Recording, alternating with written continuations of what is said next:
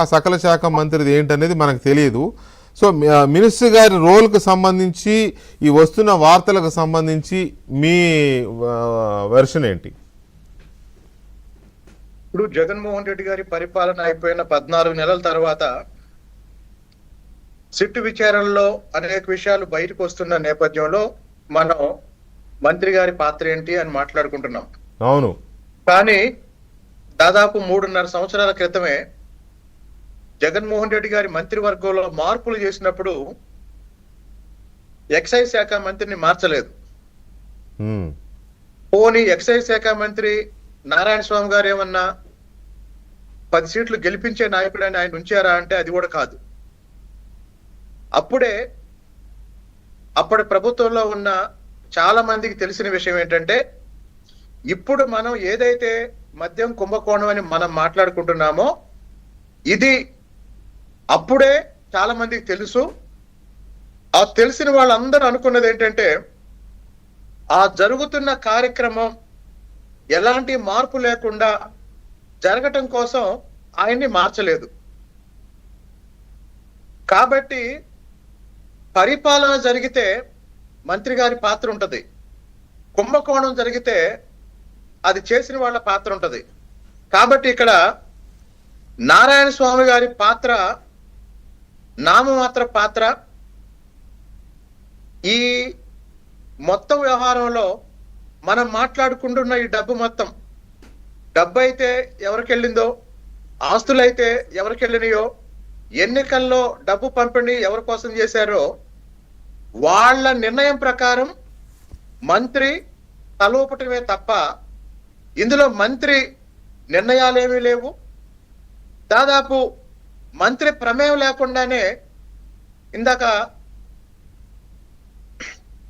మన రవిచంద్రారెడ్డి గారు చెప్పారు సజ్జల శ్రీధర్ రెడ్డి గారి గురించి.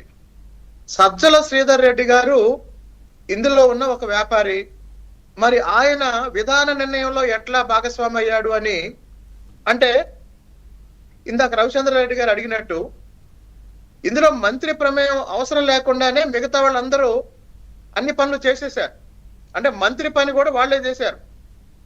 కాబట్టి ఇప్పుడు మాకు తెలిసి నారాయణ స్వామి గారి దాకా విచారణ వెళ్ళింది. కాబట్టి నారాయణ స్వామి గారు లోపల కొన్ని విషయాలు చెప్తారు, బయట కొన్ని విషయాలు చెప్తారు. వీటన్నిటిని క్రోడీకరించుకొని విచారణ సంస్థ లేదా విచారణ అధికారులు ఆ తీగను పట్టుకొని ఇంకొంత ముందుకెళ్తారు. కాబట్టి ఇందులో మంత్రి పాత్ర ఏంటి అంటే, మంత్రి పాత్ర పైన చెప్పిన వాళ్ళు ఏదైతే పైన ఉన్న వాళ్ళు ఏదైతే చెప్పారో దాన్ని అమలు చేయటమే మంత్రి పాత్ర. సో ఇక్కడ నేనేమంటానంటే, మంత్రి పాత్ర నామం మాత్రమే అని మీరు అన్నారు కదా. అంటే అఫ్కోర్స్ అలాగే ముఖ్యమంత్రులు చెప్పినప్పుడు మంత్రులు చాలా వరకు ఉంటారు, కానీ అందరు ముఖ్యమంత్రులు అందరి మంత్రులు అలా ఉండరు. వాళ్ళ డెసిషన్స్ వాళ్ళు తీసుకుంటారు.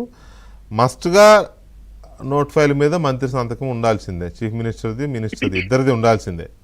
అందులో తిరుగులేదు కదా, as per procedural this thing. ఇక్కడ నేనేమంటానంటే, రాజశేఖర రెడ్డి గారు ప్రభుత్వంలో ఉన్న మోపిదేవి వెంకటరమణ కానీ, అప్పటి ఎక్సైజ్ మంత్రి మోపిదేవి వెంకటరమణ కానీ, అప్పటి రెవెన్యూ మంత్రి ధర్మాన ప్రసాదరావు కానీ, అప్పటి హోంమంత్రి సబితా ఇంద్రారెడ్డి గారు కానీ, లేకపోతే మొన్న తెలుగుదేశం ప్రభుత్వంలో ఆ మంత్రులుగా పనిచేసిన అచ్చెన్నాయుడిని అర్ధరాత్రి రక్తాలు గారుతుంటే కూడా అరెస్ట్ చేసుకొచ్చారు కదా. మంత్రి పాత్ర నామమాత్రం అయితే అర్ధరాత్రి గోడలు దూకెళ్ళి ఆయన ఆపరేషన్ అయిన వాడిని ఎత్తుకురావాల్సిన అవసరం ఏముంది? Point number 1. Point number 2, Kollu Ravindra పరిస్థితి ఏంటి? అయ్యన్న పాత్రుడు గారి పరిస్థితి ఏంటి? అయ్యన్న పాత్రుడు గారిది అంటే సరే, అదేదో అక్కడ లోకల్ ల్యాండ్ ఏదో ఇది చేశారనుకోవచ్చు. సో మంత్రుల